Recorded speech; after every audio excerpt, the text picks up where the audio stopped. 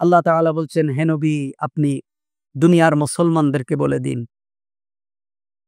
আপনি দুনিয়ার মুসলমানদেরকে বলে দিন, যদি তোমাদের কাছে আল্লাহ এবং তার রাসূল এবং তার পথে জিহাদ এই তিনটা থেকে বেশি প্রিয় হয়, হে নবী, আপনি মানুষদেরকে বলে দিন, যদি তোমাদের কাছে আল্লাহ এবং তার রাসূল এবং তার পথে জিহাদ এই তিনটা থেকে যদি তোমাদের কাছে বেশি প্রিয় হয়, তোমাদের পিতামাতা, তোমাদের ভাই, তোমাদের স্ত্রী, তোমাদের খানদান এবং তোমাদের সেই সম্পদ যে সম্পদ তোমরা অর্জন করেছ, এবং তোমাদের সেই ব্যবসা যেই ব্যবসা মন্দা হওয়ার, ক্ষতি হওয়ার ভয় তোমরা করো, আমাসাকিনা তারদাউনাহা, এবং তোমাদের সেই বাড়ি যে বাড়িকে তোমরা ভালোবাসো, এগুলো থেকে যদি, অর্থাৎ তোমাদের পিতা, তোমাদের সন্তান, তোমাদের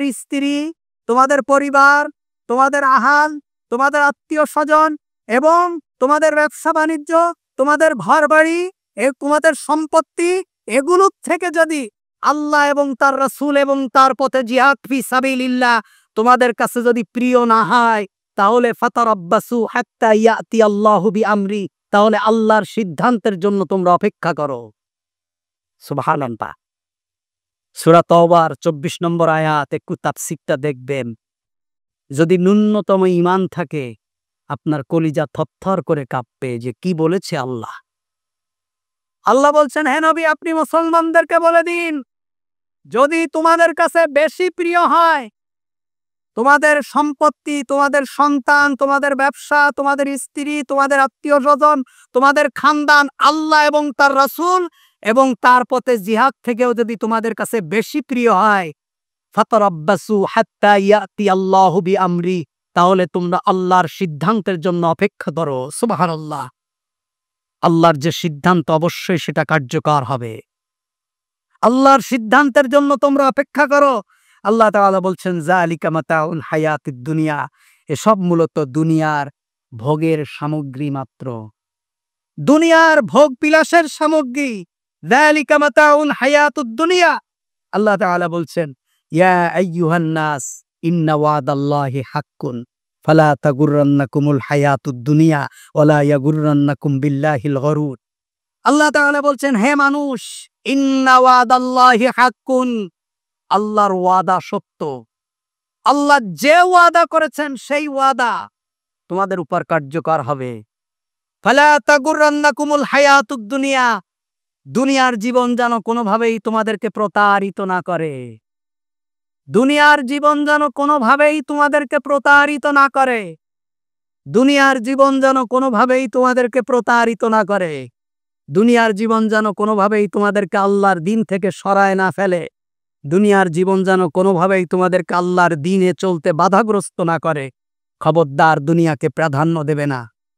আল্লাহ তাআলা বলছেন, আমাল হায়াতুদ দুনিয়া ইল্লা লাইবুন ওয়া লাহবুন ওয়ালাদ দারুল আখিরাতু খায়রুল লিল্লাযিনা ইয়াত্তাকুন। পার্থিব জীবন ক্রীড়া কৌতুক খেল তামাশা ছাড়া আর কিছুই নয়। আমাল হায়াতুদ দুনিয়া ইল্লা লাইবুন ওয়া লাহবুন, দুনিয়ার জীবন খেল তামাশা ছাড়া আর কিছুই নয়। যখন জীবনের শেষ প্রান্তে এসে পড়বে, তখন বুঝবে যে আরে দুনিয়া তো কিছুই না, দুনিয়া তো আমার কাছে কিছুই ছিল না, দুনিয়া তো আমার কাছে ব্যর্থ, সারা জীবন দুনিয়ার পিছনে ছুড়েছি। আল্লাহ তাআলা বলছেন, ওয়াদারিল্লাযীনা ইত্তাখাযু দীনাহুম লাইবুন ওয়া লাহবুন ওয়া গাররাতহুমুল হায়াতুদ দুনিয়া। আল্লাহ তাআলা বলছেন, যারা দিনকে খেল তামাশা হিসাবে গ্রহণ করেছে, দিনকে যারা খেল তামাশা, কাজ নেই চলো নামাজ পড়ে আসি, খেল তামাশা, নামাজ সারা জীবনেও পড়ে না, সিজনারি নামাজ পড়ে, মন চাইলে দিন মানে, মন না চাইলে দিন মানে না। আমার মন মতো হলে এটা ভালো, আমার মন মতো না এটা আর ভালো না, সেটা আল্লাহর কথা হোক আর রাসূলুল্লাহর কথা হোক। ওয়াদারিল্লাযীনা ইত্তাখাযু দীনাহুম লাইবান ওয়া লাহওয়া। আল্লাহ তাআলা বলছেন, দিনকে যারা খেল তামাশা হিসাবে গ্রহণ করেছে তাদের সঙ্গ ত্যাগ করে দাও। তাদের সাথে তোমার কোনো সম্পর্ক থাকবে না, তোমার আত্মীয়তার সম্পর্ক থাকবে না, তোমার বন্ধুত্বের সম্পর্ক থাকবে না, তাদের সাথে তোমার ভালোবাসার সম্পর্ক থাকবে না, তাদের সাথে তোমার দুনিয়ার কোনো সম্পর্ক থাকবে না। কারণ কি? তারা দুনিয়াকে প্রাধান্য দিয়েছে আর দিনকে তারা অপশনাল মনে করেছে। দিন মানলেও হয়, না মানলেও হয়, কিন্তু দুনিয়া না মানলে হয় না, দুনিয়া মানতেই হবে। পরিবার দুনিয়ার সাথে গা ভাসাতে গিয়ে যখন যে পার্টিতে যায় সেই রং ব্যবহার করে, হুজুরের সামনে গেলে একেবারে মাথায় হিজাব দিয়ে, মাথায় টুপি দিয়ে নমনীয়ভাবে চলে, আবার যখন ডিজি পার্টিতে যায় তখন কিছুই থাকে না, তখন নামাজও থাকে না। এরা দিনকে খেল তামাশা হিসাবে গ্রহণ করেছে। আল্লাহ তাআলা বলছেন, যারা দিনকে খেল তামাশা হিসাবে গ্রহণ করে তাদের সঙ্গ ত্যাগ করে দাও। কারণ কি? নবী করিম সাল্লাল্লাহু আলাইহি ওয়াসাল্লাম বলেছেন, মান তাসাব্বাহাত বিকওমিন ফাহুয়া মিনহুম। দুনিয়ার ক্ষেত্রে তোমার যার সাথে সম্পর্ক হবে, কিয়ামতের দিন তার সাথে তোমার হাসর হবে। যার সাথে তোমার সম্পর্ক, দুনিয়ায় তোমার সম্পর্ক, যার সাথে তোমার সম্পর্ক, হাসর হবে তার সাথে। দুনিয়ার জীবনে তোমার বন্ধুকে, দুনিয়ার জীবনে তোমার চলার সাথীকে, দুনিয়ার জীবনে তোমার পরামর্শদাতাকে, দুনিয়ার জীবনে তোমার নেতাকে, দুনিয়ার জীবনে তোমার মুরব্বিকে, দুনিয়ার জীবনে তোমার আত্মীয়তা কার সাথে করেছো, কার বাড়িতে তুমি, কার সাথে তোমার লেনদেন, কোনভাবে তুমি চলাফেরা করেছো, সব কিছু আল্লাহ সুবহানাহু ওয়া তাআলা পুঙ্খানুপুঙ্খানুভাবে হিসাব নেবেন। মান তাসাব্বাহাত বিকওমিন ফাহুয়া মিনহুম। যার সাথে যার সম্পর্ক থাকবে, কিয়ামত হবে তার সাথে।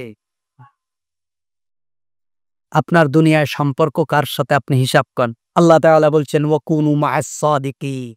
তোমার সম্পর্ক থাকবে সাদিকিনদের সাথে, নেককারদের সাথে, ভালো মানুষদের সাথে, সত্যবাদীদের সাথে, আল্লাহওয়ালার সাথে, ইনসাফকারীর সাথে, ন্যায় বিচারকারীর সাথে, ন্যায়পরায়ণতার সাথে, কোরআনের সাথে, সুন্নাহর সাথে।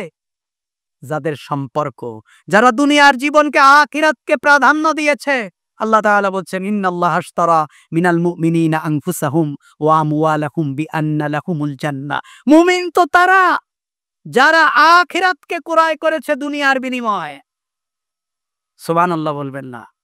যারা দুনিয়াকে বিক্রি করে দিয়েছে আখিরাতের বিনিময়ে। আল্লাহ, আমার দুনিয়া দরকার নেই, দুনিয়ার এত আধিপত্য আমার দরকার নেই, দুনিয়া কামাতে গিয়ে আমি নামাজ করক করে ফেলবো, এই দুনিয়া আমার দরকার নেই, দুনিয়া কামাতে গিয়ে আমি সুদের সাথে সম্পৃক্ত হয়ে যাব, এই দুনিয়া আমার দরকার নেই, দুনিয়া কামাতে গিয়ে আমি যাকাত বর্জন করে দেব, এই দুনিয়া আমার দরকার নেই, দুনিয়া কামাতে গিয়ে বন্ধু বান্ধবের সাথে চলতে গিয়ে আমি মদের আসরে বসে যাব, দুনিয়া কামাতে গিয়ে আমি আমার পর্দাকে লঙ্ঘন করে ফেলবো, দুনিয়া কামাতে গিয়ে আমি আখিরাতকে শেষ করে দেব, এমন দুনিয়া আমার দরকার নেই। ইন্নাল্লাহা আশতারা মিনাল মুমিনিনা আনফুসাহুম ওয়া আমওয়ালাহুম বিআন্না লাহুমুল জান্নাহ। মুমিন তো তারা যারা আখিরাতকে ক্রয় করেছে দুনিয়ার বিনিময়ে।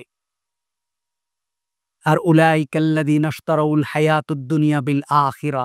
আর কাফের, মুশরিক, বেঈমান, ফাসিক, ফুজ্জার তারা যারা আখিরাত বিক্রি করে দিয়েছে দুনিয়ার কাছে, দুনিয়ার নাজ নেয়ামত আনন্দ উল্লাসের কাছে আখিরাতকে বিক্রি করে দিয়েছে। আল্লাহ তাআলা বলছেন, আল মাল ওয়াল বানুন জিনাতুল হায়াতুদ দুনিয়া। এই সম্পদ, এই সন্তান, এই দুনিয়া, এগুলো হলো দুনিয়ার সৌন্দর্য। দুনিয়ার সৌন্দর্য এগুলো। দুনিয়ায় চলতে গেলে সন্তান লাগে, স্ত্রী লাগে, মাল লাগে, সম্পদ লাগে, বাড়ি লাগে, গাড়ি লাগে, আধিপত্য লাগে, রাজনীতি লাগে, অর্থনীতি লাগে, সমাজ লাগে, পরিবার লাগে, এগুলো হলো দুনিয়া। এইগুলো করতে গিয়ে তুমি আখিরাতকে বিলীন করে দিও না। তুমি আখিরাতকে প্রাধান্য দাও, আখিরাতকে প্রাধান্য দাও। জীবনের হিসাব কষো যে আমি কি করলাম, আমার কি করা দরকার ছিল, আল্লাহ সুবহানাহু ওয়া তাআলা আমাকে কেন পাঠালেন, আল্লাহ তাআলা আমাকে দুনিয়ায় কেন পাঠিয়েছেন, আমি কেন এসেছি, আবার কোথায় যাব। মিনহা খলাকনাকুম ওয়া ফিহা নুঈদুকুম ওয়া মিনহা নুখরিজুকুম তারাতান উখরা। আমাকে তো মাটি থেকে বানানো হয়েছে, আমি তো আবার মাটির মধ্যে যাব।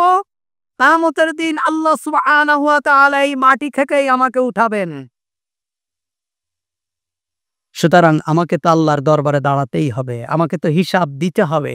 ভাইরা আমার, আমরা যত ওয়াজ শুনি, যত বক্তৃতা শুনি, কোনো লাভ হবে না।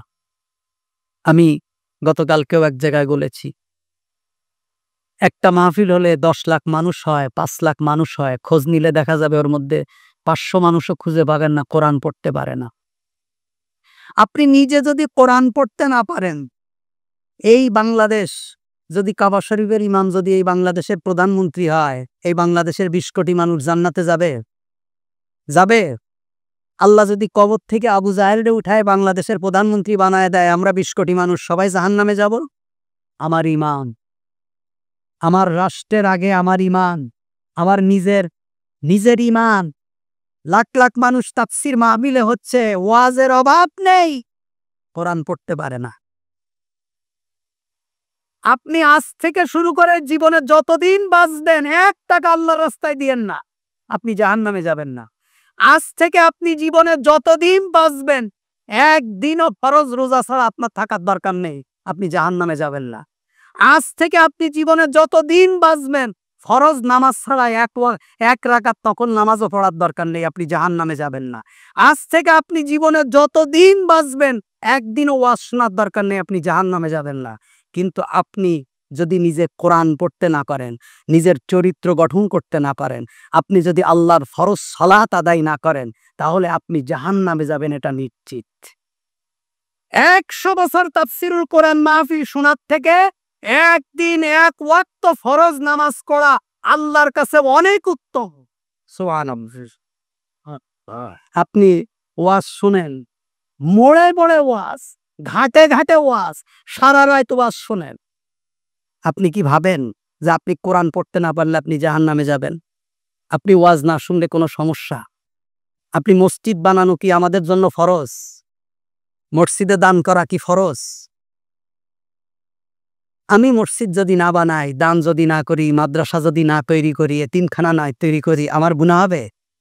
কিন্তু আমি যদি নামাজ না পড়ি, আমি নিশ্চিত জাহান্নামী। আমি নিশ্চিত জাহান্নামী, আমি একেবারে নিশ্চিত জাহান্নামী যদি আমি সালাত আদায় না করি। তাহলে নিজের জীবনকে কিভাবে পরিপাটি করা যায়, নিজেকে কিভাবে আখিরাতমুখী করা যায়, নিজের হিসাব নিজেকে দিতে হবে। নিজের হিসাব কষার জন্য নিজে প্রস্তুত থাকেন যে আমি কি হবে, আমার কি হবে, কিয়ামতের দিন আল্লাহ সুবহানাহু ওয়া তাআলার দরবারে আমি কি হিসাব দেব, আমি আল্লাহর সামনে কিভাবে দাঁড়াবো, এজন্য প্রস্তুত হওয়া। আল্লাহ তাআলা বলছেন, এই দুনিয়ার জীবন হলো প্রতারণা, দুনিয়ার জীবন হলো ধোঁকা। আল্লাহ বারবার কোরআনের আয়াতে রিপিট করেছেন যে তোমাদেরকে বলছি দুনিয়ায় আমি তোমাদেরকে পাঠিয়েছি, কিন্তু দুনিয়ার জীবন হলো প্রতারণা। তোমার প্রয়োজন ফুরিয়ে গেলে, তোমার হায়াত থাকলেও দেখবা তোমার স্ত্রী সন্তান তোমার থেকে দূরে চলে গেছে, তোমার আত্মীয় স্বজন তোমার থেকে দূরে চলে গেছে, তোমার ক্লোজ বন্ধু যারা তোমার থেকে দূরে সরে গেছে। দুনিয়ায় তুমি বেঁচে আছো, তোমার প্রয়োজন ফুরিয়ে গেছে, তোমার যতদিন প্রয়োজন আছে সবাই তোমার কাছে আছে। এজন্য ভাইরা আমার, আল্লাহ তাআলা এই দুনিয়ার জীবনটাকে সুন্দর করার তৌফিক দান করুক। দুনিয়ার জীবনটাকে প্রাধান্য না দিয়ে আখিরাতকে সুন্দর করার তৌফিক দান করুক। আমাদের প্রত্যেককে আল্লাহ তাআলা খাঁটি মুসলমান হিসাবে কবুল করুক। প্রত্যেককে আল্লাহ তাআলা কোরআন এবং সুন্নাহ অনুযায়ী জীবন গড়ার তৌফিক দান করুক।